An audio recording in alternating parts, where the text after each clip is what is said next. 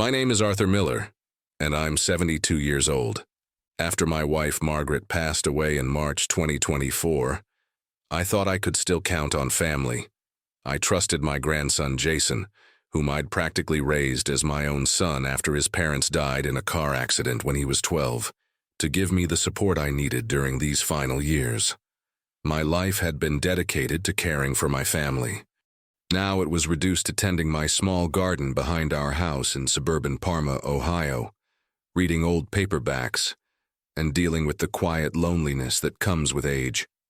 I saw Jason as the future of our family name, the one who would carry on our legacy. If you enjoy stories of cold-blooded revenge and gripping plot twists, like this video and subscribe to the channel now. There are brand new, unreleased stories here every day, each one more intense than the last. What I didn't realize was that Jason saw something entirely different when he looked at me. To him, I wasn't his beloved grandfather. I was an obstacle standing between him and a $1.5 million life insurance policy that would only be released upon my death. My life had become nothing more than a financial asset to him, and I was a burden that needed to be removed. I'm a man of peace, always have been. Throughout my 41 years working as a maintenance supervisor at Ford's Cleveland engine plant in Brook Park, from 1971 until my retirement in 2012 when the plant closed, I learned that patience and quiet observation often reveal more than loud confrontations. My calm demeanor would soon be mistaken for weakness, but I possessed something Jason never anticipated, a survival instinct sharpened by decades of life experience. The signs had been there for months, though I'd chosen to ignore them. Jason's visits became more frequent after Margaret's funeral, but his questions grew increasingly focused on my finances. "Grandpa, where do you keep your important papers?" he'd ask. "When exactly does that life insurance policy mature?" The way he studied my medicine bottles and asked about my doctor appointments should have set off alarms. My health wasn't perfect. At 72, I dealt with type 2 diabetes and mild hypertension, conditions that required daily medication but weren't immediately life-threatening with proper management. Jason knew about these conditions intimately, having driven me to doctor appointments at the Cleveland Clinic several times. In his twisted mind, he saw an opportunity. The betrayal came on a cold Tuesday evening in late April 2024. I was in my basement workshop, organizing tools I'd collected over the years, when I heard Jason's footsteps on the stairs. "Hey, Grandpa, can you help me find that old radio down there?" he called out. When I turned around, his expression had changed completely. The mask of loving concern had slipped away, revealing something cold and calculating underneath. "You know, Grandpa," he said, his voice eerily calm, "I've been thinking about that insurance policy of yours." Before I could respond, he shoved me hard against the workbench. My 72-year-old frame couldn't handle the sudden force, and I stumbled backward. Jason quickly moved to the basement door, and I heard the deadbolt slide into place with a metallic click that echoed through the concrete walls. "Jason," I called out, my voice cracking. "What are you doing?" "What I should have done months ago," he replied from the other side of the door. "Your diabetes, your blood pressure. Everyone knows how fragile you are. In a few days, when they find you down there, it'll just look like a tragic accident, an old man who got confused and locked himself in his own basement." I heard Jason's 2019 Honda Civic pull out of the driveway, and the silence that followed was deafening. He'd taken my iPhone 12, naturally. The landline upstairs might as well have been on Mars. But Jason had made one crucial miscalculation in his murder plan. He'd underestimated the resourcefulness that comes with age and experience. The basement was cold, probably around 55 degrees, and I knew that hypothermia could set in within hours in my condition. My metformin and lisinopril were upstairs in the kitchen, and without them, my blood sugar would spike dangerously within 12 to 18 hours. Jason was counting on my medical conditions to do his dirty work for him. But I hadn't survived 7 decades by giving up easily. In the corner of my workshop sat an old Kenwood TS-520 ham radio that I'd restored in 2019 after Margaret complained about my electronic junk cluttering the house. It was a relic from the 1970s, something Jason would have dismissed as worthless antique equipment. The antenna wire ran up through a small gap in the basement window frame, completely invisible unless you knew where to look. With trembling fingers, I powered up the radio. The familiar amber glow of the vacuum tubes filled the darkness, and for the first time since Jason had locked me in, I felt a spark of hope. I tuned to 14,300 MHz on the 20-meter band, where I knew the local emergency net operated on Tuesday evenings. CQ, this is KC8DXM calling CQ emergency, I transmitted in a weak voice, using my amateur radio call sign that I'd held for over 30 years. Within minutes, I heard a response. KC8DXM, this is W8GHD, go ahead with your emergency. The voice belonged to Harold Henderson, my next-door neighbor of 15 years. Harold was a retired Cleveland police sergeant, 68 years old, who lived alone since his wife died of cancer 3 years ago. We'd often talked on the radio during evening nets, discussing everything from antenna theory to retirement challenges. Harold, this is Arthur Miller, I whispered into the microphone. I'm trapped in my basement. My grandson Jason locked me in here and took my phone. I need help, but be careful, he's dangerous. There was a pause before Harold responded. Arthur, I copy you 5 by 9. I'm calling 911 right now. Stay on frequency. 28 minutes later, I heard Harold's voice through the basement wall. Arthur, can you hear me? The paramedics are here. The Parma Fire Department rescue team broke down the basement door with a Halligan bar. As they helped me up the stairs, my legs barely able to support my weight, I saw Harold talking quietly to a Parma police officer in my driveway. The cop was taking notes in a small black pad. Sir, we need to get you to Metro Health Medical Center for evaluation, the lead paramedic said. He was a competent young man, probably in his early 30s, with kind eyes behind wire-rimmed glasses and a name tag reading Martinez. Your blood sugar is 342, and your core temperature is down to 94. 2 degrees. As they loaded me into the ambulance, I caught Harold's eye. Harold, I said quietly, can you do me a favor? Don't mention the radio to anyone just yet. Tell the police I managed to pound on the water pipes until neighbors heard me. Harold nodded slowly. After 30 years on the force, he understood the value of keeping certain information close to the vest until the right moment. At Metro Health, Dr.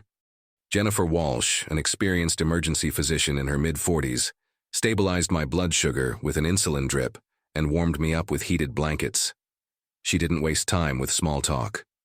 Mr. Miller, you're lucky to be alive, she said bluntly, reviewing my chart. Another 4 to 6 hours and we'd be talking about organ failure. Your kidneys were already starting to show stress. While I recovered over the next 18 hours, my mind was working overtime. Jason would return home eventually, probably expecting to find my body. Instead, he'd discover police tape across the basement door and neighbors who'd start asking uncomfortable questions. His perfect murder plan was already falling apart. But I needed more than just survival. I needed justice. On my second day in the hospital, Jason finally showed up.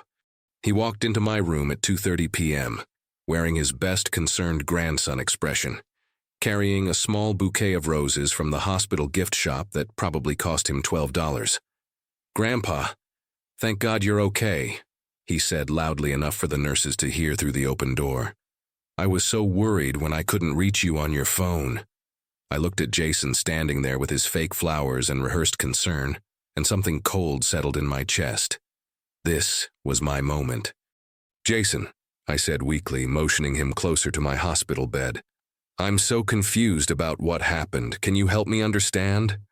He pulled the visitor's chair closer and leaned in, lowering his voice.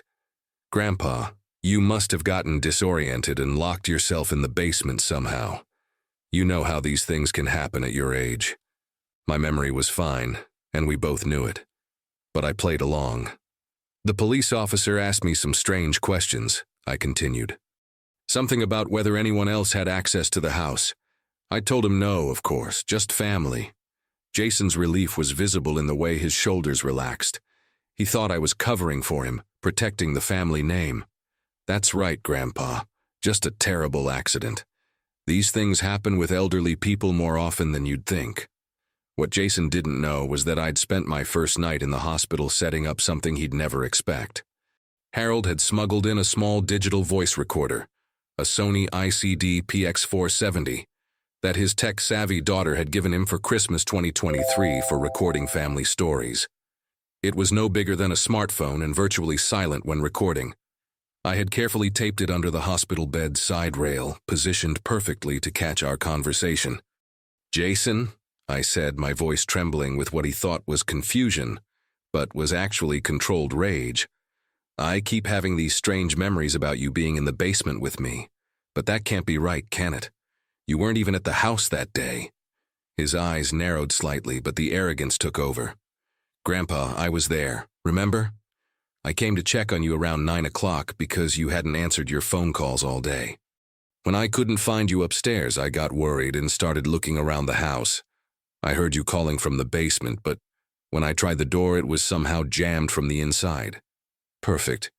He was rewriting history in real time, but his new version still placed him at the scene with specific timing. I pressed further. "The doctor said I could have died down there. My blood sugar, the cold. If someone wanted to hurt an old man, that would be the perfect way to do it without getting their hands dirty." Jason's mask slipped for just a moment, and I saw something calculating flash in his eyes. "Well, hypothetically speaking, yes. Someone with diabetes and high blood pressure. The stress alone could trigger a cardiac event or diabetic coma. But who would do such a terrible thing to their own grandfather?" "Someone who knew about my life insurance policy," I whispered, watching his reaction carefully. That's when Jason made his fatal mistake. Instead of deflecting or showing genuine confusion, he leaned in closer and said, "Grandpa, let's be realistic here. You're 72 years old with serious health problems that are only going to get worse. That $1.5 million would be put to much better use helping someone who has their whole life ahead of them.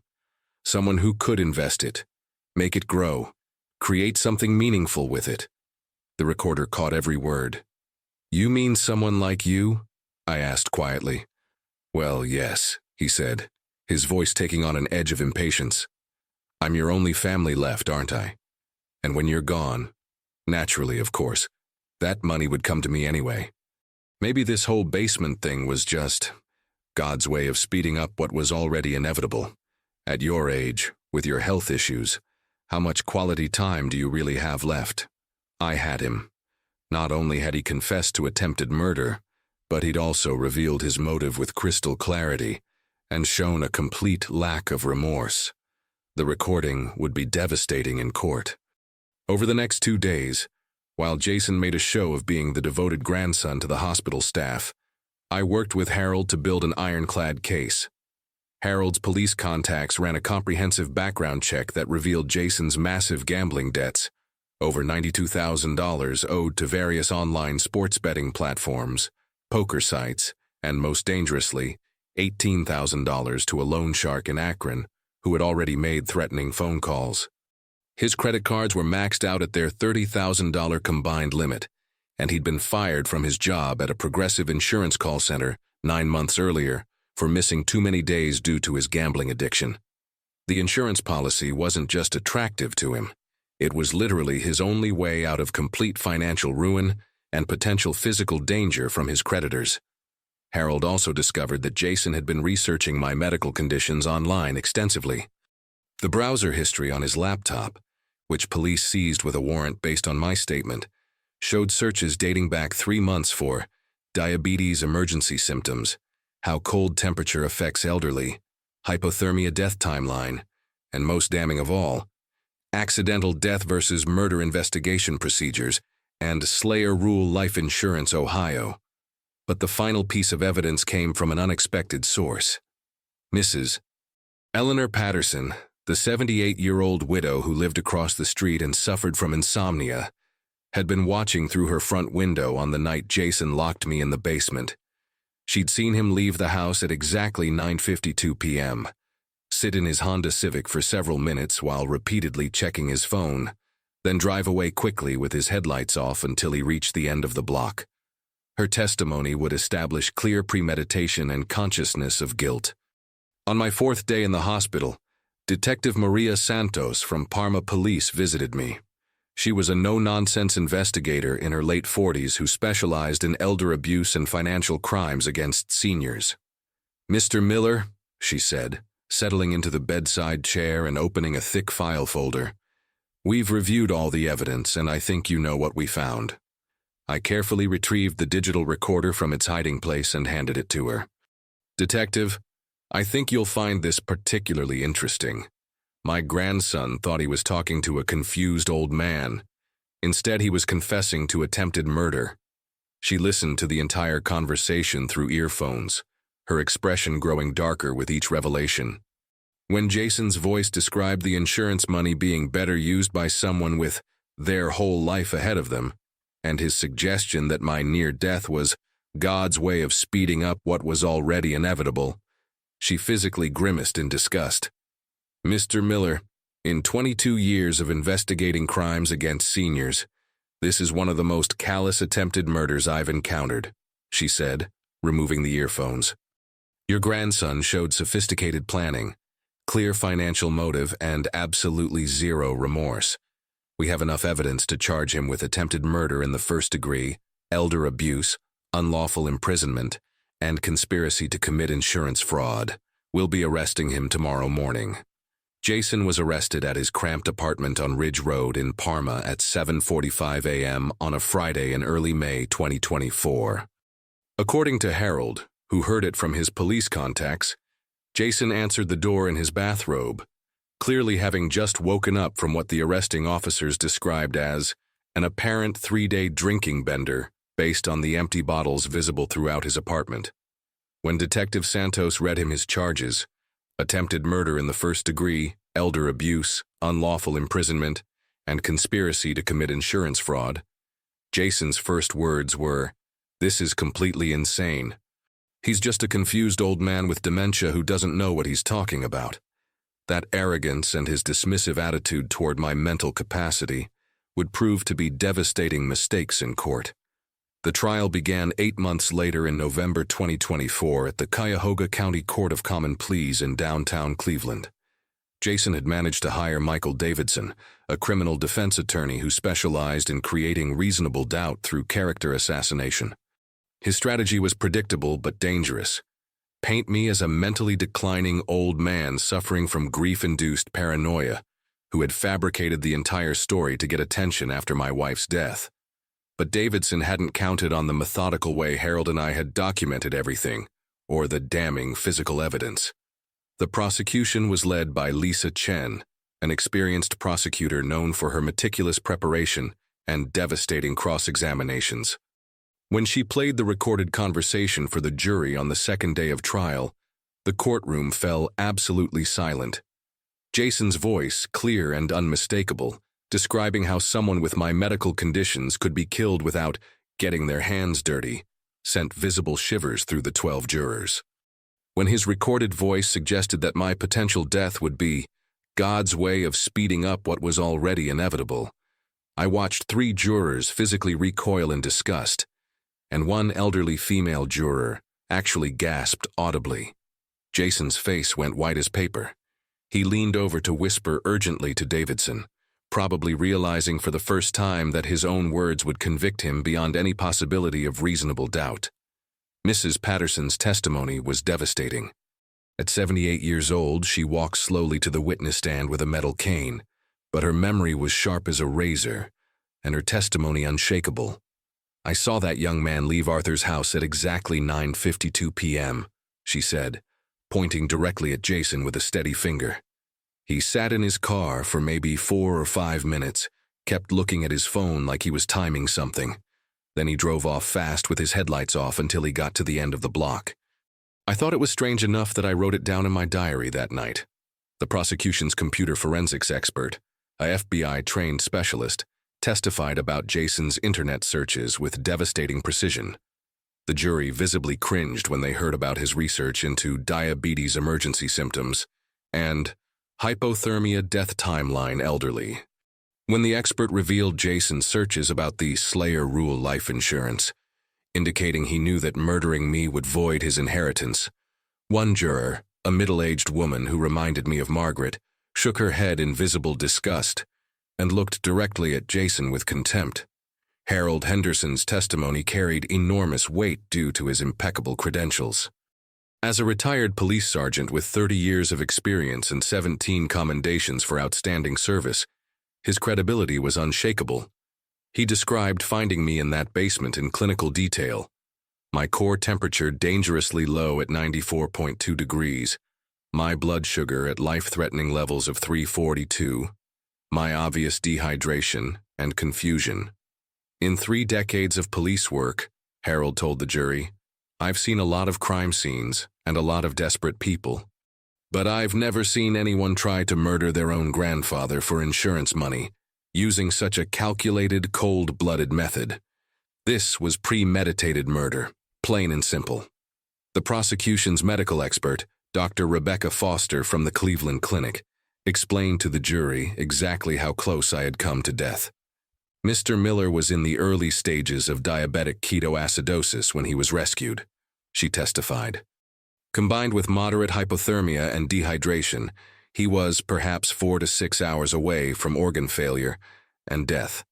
The defendant clearly researched these conditions extensively and knew exactly what would happen if his grandfather was trapped without medication and warmth. Jason's defense crumbled completely when Davidson made the mistake of putting him on the stand. Under cross-examination, Prosecutor Chen methodically destroyed him over the course of 2 hours. Mr. Miller, you testified that you were deeply concerned about your grandfather's welfare, correct? Yes, that's absolutely right. Yet phone records show you didn't call him once during the 4 days he was missing. Didn't call police, didn't call hospitals, didn't call any family friends or neighbors. Does that sound like deep concern to you? Jason stammered through an answer about being overwhelmed with work responsibilities, conveniently forgetting that he'd been unemployed for 9 months. Chen continued relentlessly. You also testified that the basement door was jammed from the inside when you arrived to check on your grandfather. But mechanical inspection shows the door and lock mechanism work perfectly. There are no signs of malfunction, no scratches or damage suggesting jamming. The deadbolt can only be locked or unlocked manually. How do you explain that discrepancy? I don't know. Maybe it got unjammed when the firefighters broke it down with their tools. The prosecutor smiled coldly. Mr. Miller, deadbolts don't spontaneously jam and unjam themselves. Someone deliberately locked your grandfather in that basement and left him to die. If it wasn't you, who was it? Who else had access to the house? Who else knew about the insurance policy? Who else owed $92,000 in gambling debts? Jason had no answer that made any sense. His stammering, evasive responses only convinced the jury of his guilt. The final blow came when Chen played the recording again, this time with Jason forced to listen to his own voice describing my potential death as God speeding up what was already inevitable. Mr. Miller, do those sound like the words of a loving, concerned grandson, or the words of someone who viewed his grandfather as an obstacle to be removed? Jason couldn't answer. The jury deliberated for exactly 1 hour and 37 minutes. Guilty on all counts. Judge Patricia Williams, known for her tough sentences in elder abuse cases, sentenced Jason to 25 years in state prison, with the possibility of parole after serving 21 years. Mr. Miller, she said, looking directly at my grandson with unconcealed contempt, your crimes represent a fundamental betrayal of the most sacred human bonds. You attempted to murder the man who raised you, loved you, and trusted you, all for financial gain. You showed no remorse, no recognition of the magnitude of your betrayal. This court finds your actions not just criminal, but morally reprehensible in the extreme. The sentence of this court is designed not just to punish you, but to send a clear message that elder abuse will be met with the full force of the law. As the bailiffs led Jason away in shackles in December 2024, he turned to look at me one last time. The arrogance was completely gone, replaced by something I'd never seen in his eyes before. Genuine terror about spending the next 2 decades in prison. Grandpa, he called out, his voice cracking with what sounded like real emotion for the first time. "I'm so sorry. I'm so incredibly sorry. Please, please forgive me." But it was far too late for apologies. The damage was irreversible. Within a week of the trial's conclusion, I contacted my attorney to completely rewrite my will. Jason's name was removed entirely, along with a detailed explanation of his crimes that would become part of the permanent legal record. Due to Ohio's Slayer rule, Jason was automatically disqualified from receiving any benefit from my death anyway. But I wanted to make my intentions crystal clear. The $1.5 million life insurance policy would now benefit the Cleveland Area Agency on Aging, specifically their elder abuse prevention and education programs. I sold the house on Elmwood Avenue in Parma in early 2025. Too many dark memories lingered in that basement workshop. With the proceeds, I moved into Sunrise Senior Living in Westlake, a well-regarded community where I'm treated with dignity and genuine respect. The residents here know my story, and they treat me not as a victim, but as someone who fought back against evil and emerged victorious. The best part of my new life? I've started teaching amateur radio classes to other residents who want to learn emergency communication skills. We have 12 students now, ranging in age from 68 to 84. Last month, we established regular contact with a group of seniors in Sarasota, Florida, who were also interested in emergency preparedness. It turns out that old skills and knowledge never really become obsolete. They just become more valuable with time. Jason is currently serving his sentence at the Grafton Correctional Institution, about an hour south of Cleveland. According to the Ohio Department of Rehabilitation and Correction website, his earliest possible parole date is January 15, 2045. He'll be 46 years old if he gets out then, assuming he serves the minimum 21 years. I'll be 93 if I'm still alive. Somehow I think I'll outlive his entire sentence just out of pure spite. This experience taught me several important lessons. Personal dignity is worth infinitely more than any amount of money. Family bonds can be more fragile than we imagine, and the best revenge isn't violence or hatred. It's justice served methodically, completely, and without any possibility of appeal. Jason's greed didn't just cost him his freedom for the next 2 decades.